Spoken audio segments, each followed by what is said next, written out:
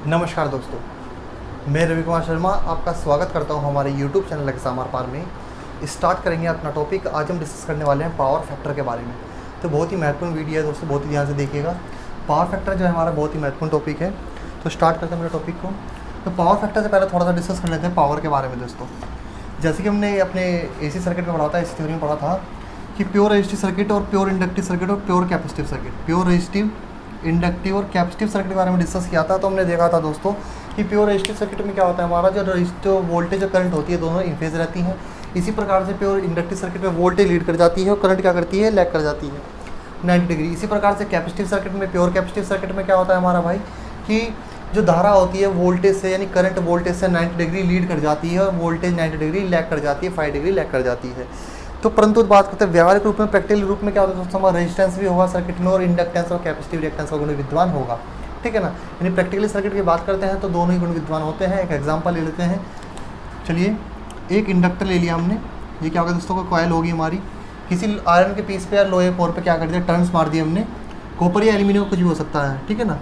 तो किसका गुण प्रस्तुत करेगा, चौक का इंडक्टर का गुण प्रस्तुत करेगा। इसका कुछ रेजिस्टेंस होगा, तो ये क्या होगा, तो सर्किट का रेजिस्टेंस हो गया हमारा। और यहाँ पर इसको कनेक्ट कर देते हैं भाई, AC सप्लाई से इसको हमने कनेक्ट कर दिया। तो देखिए दोस्तों, जब इसमें हम करंट को फ्लो करेंगे तो करंट फ्लो करने पर क्या होगा दोस्तों हमारा, अब इंडक्टर है भाई हमारा, इंडक्टर में क्या होता है वोल्टेज यानी करंट के दोस्तों क्या हो जाएंगे, दो वियोग हो जाएंगे। यानी ये करंट है दोस्तों मेरा, ये क्या होगा, करंट हो गया। तो वोल्टेज क्या करती है इसमें 90 डिग्री लीड कर जाती है। तो वोल्टेज क्या होगी दोस्तों, इस प्रकार से हमारा ये क्या आ जाएगा दोस्तों, मेरा वोल्टेज आएगा। यानी करंट जो है दोस्तों उसमें क्या कर जाएगी, 5 डिग्री क्या कर जाएगी, लैग कर जाएगी। परंतु धारा के क्या होगा दोस्तों, मेरे यहाँ पर दो वेव होंगे हमारे। एक हो जाएगा दोस्तों मेरा I sin फाई और एक अभी होता है दोस्तों मेरा I cos फाई। और रिजल्टेंट बीच में क्या आएगा दोस्तों, ये हो जाएगा मेरा I।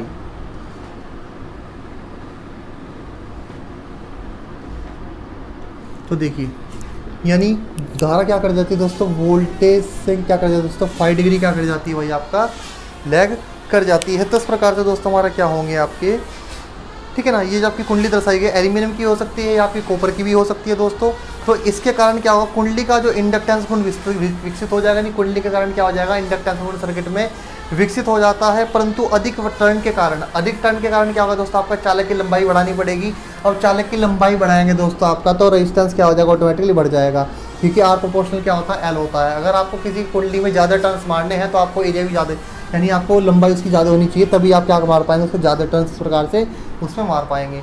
ठीक है ना। तो लंबाई बढ़ेगी तो रेजिस्टेंस में क्या हो जाएगा सर्किट का, यानी रेजिस्टेंस का गुण भी सर्किट में क्या हो जाएगा, विद्यमान हो जाएगा या बढ़ जाएगा। तो इसके कारण दोस्तों क्या होगा, ऐसे परिपथ में धारा वोल्टता से क्या होगी, 5 डिग्री पश्चिमगामी हो जाएगी। तो 5 डिग्री पश्चिमगामी के कारण दोस्तों इसके कारण धारा के क्या हो जाएंगे, दो वेव होंगे। यानी दो कंपोनेंट होते हैं हमारे, जो एक होता है I cos फाई और एक क्या होता है मेरा I sin फाई। तो बात कर लेते हैं भाई धारा के जो दो कंपोनेंट हैं क्या क्या होते हैं हमारे। तो पहले बात करते हैं I sin फाई की। यानी I sin फाई क्या होता है दोस्तों मेरा, ये होता है धारा का मेरा वाटलेस कंपोनेंट होता है। इसको मैं क्या बोलता हूँ, वाटलेस कंपोनेंट। ठीक है ना। यानी शक्ति खर्च नहीं करता, यानी ये खर्च नहीं करता दोस्तों शक्ति का, केवल क्या करता है I sin फाई, I वो cos फाई जो होगा मेरा, केवल यही क्या करेगा, ये होता है दोस्तों मेरा वाटफुल कंपोनेंट। ये क्या होता है मेरा वाटफुल कंपोनेंट होगा। और I sin फाई क्या होता है दोस्तों मेरा वाटलेस कंपोनेंट होता है, जो क्या होता है दोस्तों परिक्त वोल्टता से 90 डिग्री क्या होता है, लैग होता है sin फाई। ठीक है ना। ये क्या होगा, परिक्त वोल्टेज से 90 डिग्री क्या कर जाएगा, लैग कर जाएगा आपका, या पश्चिमगामी हो जाएगा, पीछे हो जाएगा। I cos फाई क्या होता है, यह दोस्तों क्या होता है हमारा I cos फाई। अब कंपोनेंट वोल्टता की कला में होता है, नहीं वोल्टेज की फेज में होगा हमारा। ठीक है। और इसके कारण ही क्या होगा दोस्तों, सर्किट में वोल्टेज ड्रॉप होंगे, यानी शक्ति को क्या करेगा, खर्च करवाएगा या खर्च करता है। इसको हम एक्टिव कंपोनेंट बोलते हैं, क्रियाशील घटक भी इसको हम बोलते हैं। यानी आपको याद रखना है, जो धारा के दो कंपोनेंट है मेरा, एक cos sin फाई और एक मेरा cos फाई। जो मेरा cos फाई कंपोनेंट होगा परिक्त वोल्टता के फेज में होगा, और इसी के कारण क्या होगा दोस्तों, पावर डिसिपेशन होगा या शक्ति का खर्च होगा। यही क्या करता है दोस्तों मेरा, शक्ति को खर्च करता है। इसलिए मैं इसको लिखता हूँ वाटफुल कंपोनेंट। क्या लिखता हूँ उसका, wattful component I cos phi क्या होता है, जो शक्ति के खर्च को नहीं करेगा, यानी पावर का जो डिसिपेशन होगा ये खर्च नहीं करेगा। इसलिए क्या कहलाएगा, वाटलेस कंपोनेंट। ठीक है ना। कोई खर्च नहीं करेगा तो ये मेरा क्या कहलाएगा, वाटलेस कंपोनेंट कहलाता है। अब देख लेते हैं दोस्तों आपका, अब जो सर्किट में पावर होती है हमारी, यानी अतः किसी विद्युत परिपथ में बात करूँ, शक्ति खर्च उस परिपथ में लगी वोल्टता तथा उस धारा के इस अवयव के जो प्रयुक्त वोल्टता के फेज में होता है दोस्तों के गुणनफल के बराबर होता है। यानी पावर को क्या लिख सकते, पावर क्या होता है दोस्तों, जो हमने पढ़ा है P बराबर V into I cos phi, ठीक है ना। यानी पावर का फॉर्मूला क्या होता है, सिंपल हमारा P बराबर V into I cos phi होता है हमारा। तो वोल्टेज और करंट यहाँ पर क्या होता है, वोल्टेज और करंट क्या होता है दोस्तों, प्रयुक्त वोल्टेज धारा का क्या होता है दोस्तों, आरएमएस मान होते हैं, ठीक है ना। क्या होता है धारा वोल्ट का क्या होता है हमारा, वोल्टेज करंट क्या है दोस्तों हमारे आरएमएस वैल्यू है, और कोस फाई क्या होता है यहाँ पर हमारा पावर फैक्टर होता है। अभी बताएंगे किस प्रकार से, ठीक है ना। तो इतना आप नोट कर लीजिए, अगर आपने नोट नहीं कराया तो नोट कर लीजिए दोस्तों इसको। तो हमारे दो कंपोनेंट है हमारे, एक इंडक्टेंस और कैपेसिटेंस। यानी कोई भी प्रैक्टिकली सर्किट होगा दोस्तों आपका, रेजिस्टेंस तो होगा ही होगा आपका, ठीक है ना।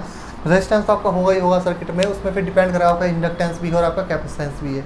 जैसे फैन के एक एग्जाम्पल है, तो फैन में आपका रेजिस्टेंस भी होगा भाई, इंडक्टेंस भी होगा, कि वाइंडिंग है आपका कॉपर की, आपने वाइंडिंग की है उसमें, तो उसमें टर्न्स लगाए हैं, तो वाइंडिंग भी आपका इंडक्टेंस का गुण भी आ गया, उसमें कैपेसिटर जोड़ा है तो उसमें कैपेसिटेंस का गुण भी विद्यमान हो गया, ठीक है ना। तो प्रैक्टिकली आपका रेजिस्टेंस तो होगा नहीं होना है, उसके साथ इंडक्टेंस कैपेसिटेंस भी आपका हो सकता है, ठीक है ना।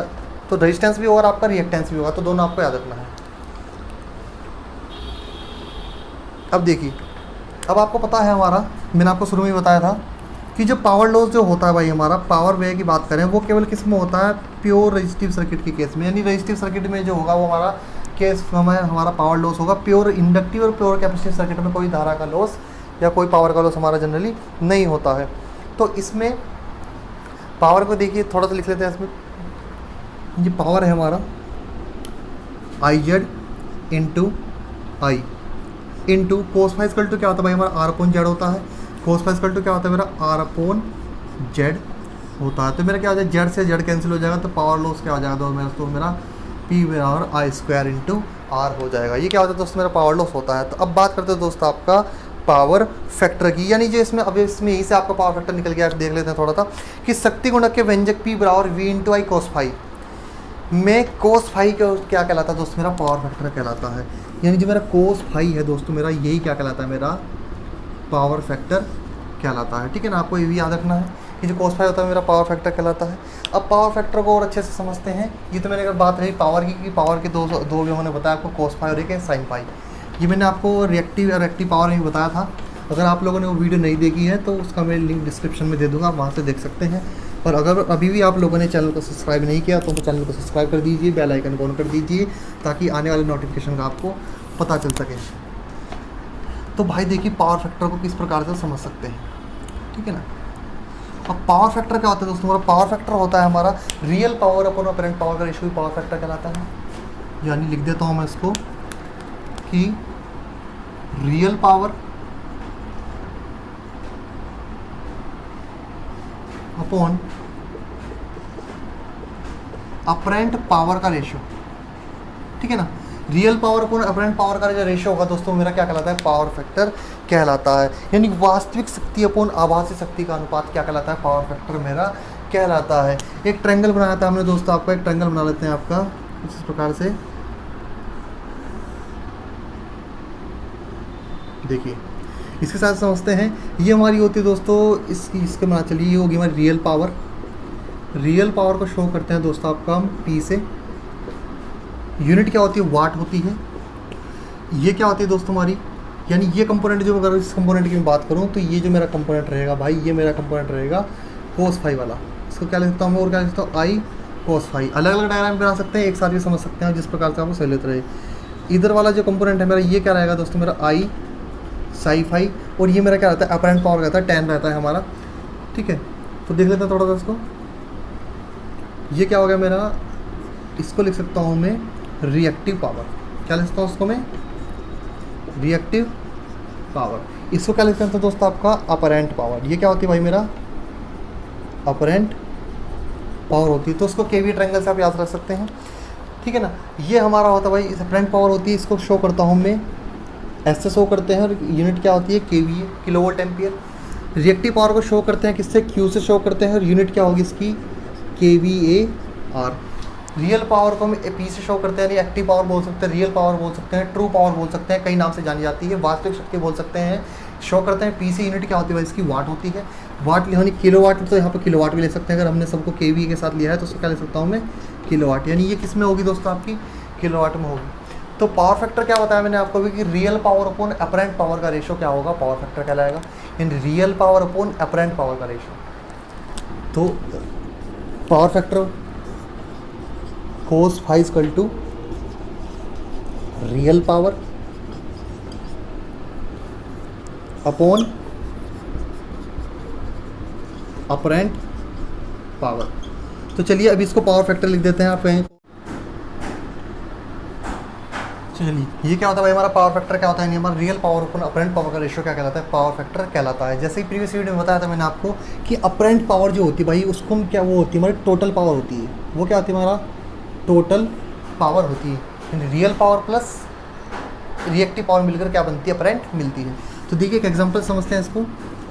एक हमारा कोई मग हो गया, जग ले लेते हैं एक हमारा, इसको मान लेते हैं, ठीक है ना। तब देखिए ये टोटल तो हो गया भाई हमारा अपरेंट, ठीक है, टोटल कितना हो गया, अपरेंट पावर हो गया। अब इसमें कितनी एक्टिव है, मान लो यहाँ से यहाँ तक ये जो पावर है आपकी भाई, ये होगी आपकी एक्टिव पावर, जिसको शो करते हैं P से, और इतनी हो गई भाई इसमें रिएक्टिव पावर। तो ये हो गई रिएक्टिव, ये हो गई रियल पावर, और ये टोटल हो गई पूरा यहाँ से यहाँ तक की भाई हमारी अपरेंट पावर, ठीक है ना। तो पावर फैक्टर क्या कहता है, पावर फैक्टर ये कहता है भाई हमारा कि टोटल पावर में से हमें रियल पावर कितनी मिल रही है या एक्टिव पावर कितनी मिल रही है, वो मेरी क्या कहलाता है, पावर फैक्टर कहलाता है, ठीक है ना। इसका पावर फैक्टर और क्या होगा, यानी real power upon apparent power का रेशियो पावर फैक्टर होता है। और मैं क्या बोल सकता हूँ, मैं आपका दूसरा देख लेते हैं कि cos phi equal to R upon Z, यानी रेजिस्टेंस अपॉन इम्पिडेंस का रेशियो भी क्या कहलाता है, मेरा पावर फैक्टर कहलाता है। अब इसको केवी ट्रायंगल समझते हैं रियल पावर के लिए। देखिए ये हमारा ट्रायंगल हो गया, छोटा सा एक ट्रायंगल ले लेते हैं, ठीक है ना। ये होता है kilowatt real power, reactive power क्या होती है, kVAR होती है, और अपरेंट पावर को किससे शो करते हैं, kVA से। अगर आप लोगों ने प्रीवियस मेरी वीडियो नहीं देखी है रिएक्टिव और हमारे अपरेंट पावर के ऊपर, तो वो देख लेना, ये मैंने वहाँ पर आपको समझाया कि किसको पावर को किससे शो करते हैं, क्या होता है। रियल पावर को शो करते हैं P से शो करते हैं, रिएक्टिव पावर को Q से शो करते हैं, और अपरेंट पावर को S से शो करते हैं, ठीक है ना। अब देख लेते हैं पावर फैक्टर क्या होता है, रियल पावर और अपरेंट पावर का रेशियो पावर फैक्टर होगा। तो रियल पावर क्या है, kilowatt, real power upon apparent power क्या है, kVA अपॉन kVA। ये भी क्या कहलाएगा भाई, मेरा पावर फैक्टर कहलाएगा। यानी रियल पावर अपॉन पावर का रेशियो पावर फैक्टर होता है, नहीं किलोवाट अपॉन kVA का रेशियो भी क्या कहलाएगा, पावर फैक्टर कहलाएगा। अब देख लेते हैं और एक और ट्रायंगल से देखते हैं इसको। अब देखिए I cos phi, ये रियल पावर है, रियल पावर का P बराबर क्या होता है भाई हमारा V into I cos phi, ठीक है ना। रिएक्टिव में क्या होता है VI इंटू साइन फाई, और अपरेंट पावर में क्या होता है, पावर P बराबर वोल्टेज इंटू खाली करंट होते हैं, नहीं VRMS इंटू IRMS होता है। तो पावर फैक्टर क्या होता है, real power upon apparent power. तो फिर से देख लेते हैं, पावर फैक्टर बराबर रियल पावर क्या है भाई, रियल पावर है हमारी ये एक्टिव, यानी P बराबर क्या लिख सकता हूँ, V into I into cos phi, upon में क्या चाहिए, अपरेंट पावर। अपरेंट पावर कौन सी है भाई, अपरेंट पावर ऐसे शो करते हैं। तो क्या होता है, V इंटू I होता है खाली, तो वोल्टेज इंटू करंट, तो वोल्टेज इंटू करंट से वोल्ट भी यही कैंसिल हो गया। तो पावर फैक्टर किस बराबर होगा, यानी पावर फैक्टर क्या होगा दोस्तों मेरा cos phi। यानी इस प्रकार से पावर फैक्टर को क्या करते हैं, cos phi से क्या करते हैं, प्रदर्शित करते हैं, ठीक है ना। यानी पावर फैक्टर बराबर क्या हो गया हमारा cos phi, यानी पावर फैक्टर किससे शो करते हैं, cos phi से प्रदर्शित करते हैं। और आपको याद रखना है कि वास्तविक शक्ति अपॉन आभासी शक्ति का अनुपाती पावर फैक्टर होता है। वास्तविक शक्ति रियल पावर को बोलते हैं, और आभासी शक्ति आपको अपरेंट पावर को बोलते हैं। तो पहला पॉइंट तो आपको ये याद रखना है पावर फैक्टर में कि real power upon apparent power का रेशियो पावर फैक्टर होता है। इसी प्रकार से cos phi equal to R upon Z, resistance upon impedance का रेशियो पावर फैक्टर होता है। और एक हमारा वोल्टेज, एक और आपको महत्वपूर्ण टॉपिक इसमें पॉइंट याद रखना है कि वोल्टेज व करंट के बीच की जो कोसाइन होती है, ठीक है ना, वोल्टेज और करंट के बीच का जो एंगल होगा आपका, यानी जो आपकी कोसाइन होगी वो भी क्या कहलाएगा, कोजिया जो होगी वो भी मेरा क्या कहलाती है भाई, आपकी पावर फैक्टर कहलाती है, ठीक है ना। ये भी इसमें आपको महत्वपूर्ण पॉइंट है और आपको याद रखना है, ठीक है ना। रियल पावर अपॉन पावर का रेशियो भी पावर फैक्टर होगा, किलोवाट अपॉन kVA का रेशियो भी पावर फैक्टर होगा, ठीक है। और आपका अगर आप इसको प्रकार से देखें, real power P upon S का रेशियो भी पावर फैक्टर होगा, और cos R अपॉन Z का रेशियो भी पावर फैक्टर होगा। और वोल्टेज और करंट के बीच का जो एंगल की जो कोसाइन होगी आपकी, कोजिया होगी, वो भी क्या होगा, पावर फैक्टर होगा। तो बहुत सारे प्रकार के पावर फैक्टर को डिफाइन करते हैं। जैसे आप एग्जांपल आपको बताया कि आप अगर आपने कोल्ड ड्रिंक की बोतल देखी होगी दोस्तों, तो कोल्ड ड्रिंक की बोतल में आपका देखा होगा, कोल्ड ड्रिंक की जो बोतल होती है आपको इतना एरिया उसमें खाली दिखता है। अगर मैं कोल्ड ड्रिंक की बोतल की बात करूँ दोस्तों, कोई बोतल है हमारी, तो आपने देखा होगा यहाँ तक उसमें कोल्ड ड्रिंक भरी होती है, बीच में क्या होती है, एयर होती है। यानी ये मान लीजिए आप रिएक्टिव पावर हो गई, यानी जो खाली है वो क्या होगी, रिएक्टिव पावर होगी खाली, वो कुछ नहीं करता, कोई कंज्यूम नहीं करता।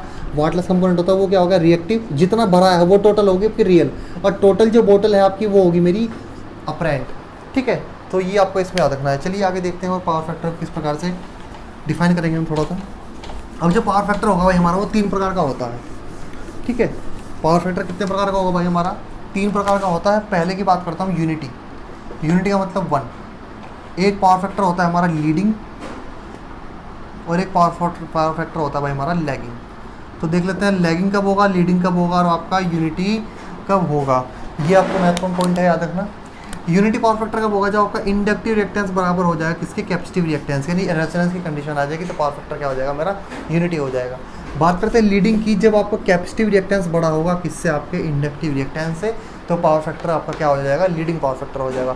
इसी प्रकार से लैगिंग पावर फैक्टर कब होगा, जब आपका इंडक्टिव रिएक्टेंस बड़ा हो जाए भाई किससे, आपके कैपेसिटिव रिएक्टेंस से, तो पावर फैक्टर क्या हो जाएगा मेरा, लैगिंग हो जाएगा। 3 प्रकार का पावर फैक्टर होता है आपका, यूनिटी भी हो सकता है, लैगिंग भी हो सकता है, और लीडिंग भी हो सकता है। वो डिपेंड करेगा आपका जो सर्किट है, आपका किस प्रकार का आपका सर्किट है।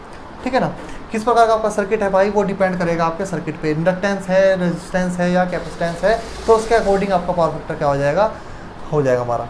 ठीक है, जनरली इतना आपको इसमें याद रखना है। और अगली वीडियो में आप लोगों को बताऊंगा दोस्तों कि पावर फैक्टर ज़्यादा क्या होना चाहिए या कम क्यों नहीं होना चाहिए, तो उसके बहुत सारे कारण देखेंगे, रीज़न देखेंगे।